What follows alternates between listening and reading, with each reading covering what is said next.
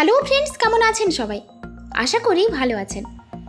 আজকের ভিডিও অনেক ইন্টারেস্টিং হতে চলেছে, কারণ আজ আপনারা দেখবেন আমাদের দৈনন্দিন জীবনে ব্যবহৃত হওয়া অ্যান্ড্রয়েড বা আইফোন আসলে বানানো হয় কিভাবে।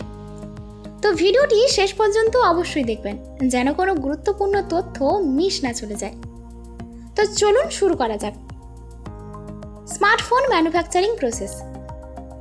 আজকাল মোবাইল প্রতিটা মানুষের কাছে প্রয়োজনীয় জিনিস হয়ে উঠেছে, আর বর্তমান সময়ে মোবাইল ছাড়া চলা মানুষের মুশকিল হয়ে দাঁড়িয়েছে। আপনারা যখন স্মার্টফোন ইউজ করেন তখন মাথায় নিশ্চয়ই এই প্রশ্নটা আসে যে এই অ্যান্ড্রয়েড বা অ্যাপেল কিভাবে তৈরি করা হয়। তো যে স্মার্টফোন আপনারা ব্যবহার করেন সেটা আসলে ফ্যাক্টরিতে কিভাবে বানানো হয়, চলুন দেখে নেওয়া যাক।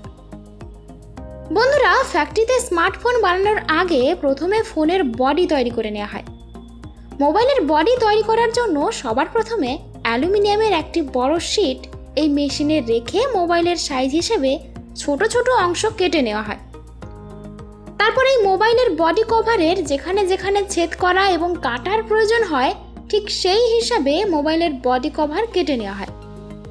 তারপর এই বডি কভারটির সুন্দর ডিজাইন আর সঠিক আকার এই সিএনসি মেশিন করে দেয়। শেষে এই ধাতুগুলি জলে ধোয়ার পর মোবাইলের বডি কভার তৈরি হয়ে যায়। এখন মোবাইলের কভার তৈরি হয়ে গেছে। মোবাইলের বডি তৈরি করার পর আরেকটা ফ্যাক্টরিতে টাচ স্ক্রিন তৈরি করা হয়। বন্ধুরা, আপনাদের জানিয়ে দিই, সমস্ত কোম্পানি কিন্তু টাচ স্ক্রিন তারা নিজেরা তৈরি করে না। কিছু কিছু কোম্পানি অন্য কোম্পানির কাছ থেকে অর্ডার দিয়ে কিনে নেয়। এটা জেনে হয়তো আপনার মাথায় বাজ পড়বে, অ্যাপেলের মতন নামি দামি কোম্পানি তাদের রেটিনা ডিসপ্লে নিজেরা তৈরি করে না। তারা ডিসপ্লে অর্ডার করে স্যামসাং এবং এলজির কাছ থেকে। স্যামসাং সারা পুরো পৃথিবীতে সব থেকে বেস্ট ডিসপ্লে তৈরি করে। শুধুমাত্র তাদের কাছ থেকেই অ্যাপেলের মতন বড় কোম্পানি ডিসপ্লে অর্ডার করে। যেহেতু এরা একসাথে লাখ লাখ ডিসপ্লে অর্ডার করেন, সেই জন্য এর দাম কম পড়ে। খোলা মার্কেটে যদি আমরা একটা রেটিনা ডিসপ্লে কিনতে যাই তাহলে তার দাম 30 থেকে 35,000 টাকা হয়ে যায়, কিন্তু অ্যাপেল ডিসপ্লে 8 থেকে 10,000 টাকা দিয়ে কিনে নেয়। মোবাইলের টাচ স্ক্রিন তৈরি করার জন্য সবার প্রথমে ফ্যাক্টরির ভিতরে বড় বড় গ্লাস মোবাইলের সাইজ হিসেবে ছোট ছোট অংশে কেটে নেওয়া হয়। তারপর এই কাটা গ্লাসগুলোর একটা সঠিক আকার দেওয়া হয়। এরপরে এই গ্লাসের উপরে পলিশ করা হয়। যখন এই পলিশ করা সম্পূর্ণ হয়ে যায় তখন এগুলোকে ক্লিনিং প্রসেসের মধ্যে দিয়ে নিয়ে যাওয়া হয়, যেখানে জল দিয়ে সুন্দরভাবে পরিষ্কার করে দেয়। যখন ভালোভাবে পরিষ্কার হয়ে যায় তখন টাচ স্ক্রিনের ওপরে কোটিং করা হয়। কোটিং করার পর মোবাইলের টাচ স্ক্রিন পুরোপুরিভাবে তৈরি হয়ে যায়। সবার প্রথমে টাচ স্ক্রিনের ভিজুয়াল ইন্সপেকশন করা হয়। মোবাইলের সমস্ত কাজ টাচ স্ক্রিনের মাধ্যমে হয়ে থাকে, ঠিক এই কারণেই সেন্সর সঠিক হওয়া দরকার। যখন টাচ স্ক্রিন সঠিক থাকে তখন কনভেয়ার বেল্টের সাহায্যে সামনের দিকে পাঠিয়ে দেওয়া হয়, যেখানে গ্লু মেশিনের সাহায্যে টাচ প্যানেলের চারিদিকে আঠা লাগানো হয়। আর এই টাচ প্যানেল মোবাইলের কভারের সাথে জুড়ে দেয় এবং সামনের দিকে পাঠিয়ে দেয়। এবার আসছে পেন্টিং সার্কিট বোর্ড, অর্থাৎ পিসিভি। এটাকে মোবাইলের জান বলা হয়ে থাকে। এই পিসিভির ভেতর মোবাইলের সমস্ত ইলেকট্রিকের পার্ট যুক্ত করা হয়, আর সোল্ডারিংয়ের সময় কোনো পার্ট যেন ক্ষতি না হয় এজন্য উপরে পেপার টেপ লাগিয়ে দেওয়া হয়।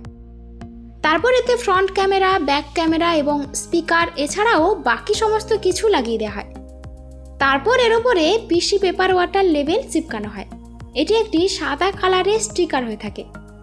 এর ফলে মোবাইল সার্ভিসের সময় তারা জেনে যায় যে এই মোবাইলটি আসলে জলে পড়েছিল, কারণ জলে মোবাইল পড়ার পর এই স্টিকারের কালারটি লাল রঙের হয়ে যায়। আর এটা হলো মাইক। এটাও মোবাইলের একটি ইম্পর্টেন্ট পার্ট, যেটার সাহায্যে এক মোবাইলের আওয়াজ অন্য মোবাইল পর্যন্ত পৌঁছায়। এই মাইকটি মোবাইলের নিচের দিকে লাগিয়ে দেওয়া হয়, তারপর এতে স্পিকার লাগানো হয়। তাছাড়াও লাগানো হয় ভাইব্রেটর। এই ভাইব্রেটরের কারণে মোবাইলের রিংটোন বাজার সময় একটি আওয়াজ হয়। তারপর লিড আর টাচ প্যানেলের সাথে পিসিভি বোর্ড জোড়া দেওয়া হয়। মোবাইলের সাইডে ভলিউম বাটন আর পাওয়ার বাটন লাগিয়ে দেওয়া হয়। এরপর মোবাইলের মাঝখানে ওয়াইফাই জিএসএম লাগানো হয়, যার ফলে আমাদের ওয়াইফাই কানেক্ট করার পর মোবাইল ইন্টারনেটের সঙ্গে জুড়ে যায়। এবার আসছে মোবাইল টেস্টের। তো তো এর জন্য সবার প্রথমে টেস্ট করা হয় রেডিও ফ্রিকোয়েন্সির। এটার সাহায্যে আমরা মোবাইল দিয়ে কথা বলতে পারি। যখন রেডিও ফ্রিকোয়েন্সির টেস্ট একদম ঠিকঠাক হয়ে যায়, তারপর মোবাইলের এলসিডি টেস্ট করা হয়। এলসিডি স্ক্রিন টেস্ট সঠিক হয়ে যাওয়ার পর mobile mic, speaker, multitouch, sensor, front camera, back camera এরকম সমস্ত জিনিসগুলিকে এক এক করে আলাদাভাবে টেস্ট করা হয়। এই সমস্ত জিনিসগুলো ঠিকঠাক হয়ে যাওয়ার পর একটি রোবোটিক মেশিন এই মোবাইল ফোনে স্ক্রুগুলো খুব ভালোভাবে লাগিয়ে দেয়। এখন স্মার্টফোন সম্পূর্ণভাবে তৈরি। এবার কাজ শুরু হয়ে যায় মোবাইলের প্যাকেজিংয়ের, যেখানে ইন্টারন্যাশনাল আইডেন্টিক্যাল লেভেল লাগানো হয়। এবার এগুলোকে চার্জে বসানো হয়। চার্জ কমপ্লিট হয়ে যাওয়ার পর এগুলোকে ওয়ার্কারের সামনে পাঠানো হয়, যেখানে মোবাইলগুলি পুরোপুরিভাবে প্যাকিং হয়ে যায়। তারপর মার্কেটে বিক্রি করার জন্য পাঠিয়ে দেওয়া হয়। তো বন্ধুরা, আপনাদের জন্য আমরা অনেক মজাদার ভিডিও প্রতিনিয়ত নিয়ে আসি। যদি ভিডিও ভালো লেগে থাকে তো একটা লাইক অবশ্যই করবেন। তার সাথে চ্যানেলকে সাবস্ক্রাইব করতে একদমই ভুলবেন না। আর হ্যাঁ, এর সাথে পাশের বেল আইকন ক্লিক অবশ্যই করবেন, যেন নতুন ভিডিও সবার আগে দেখতে পান।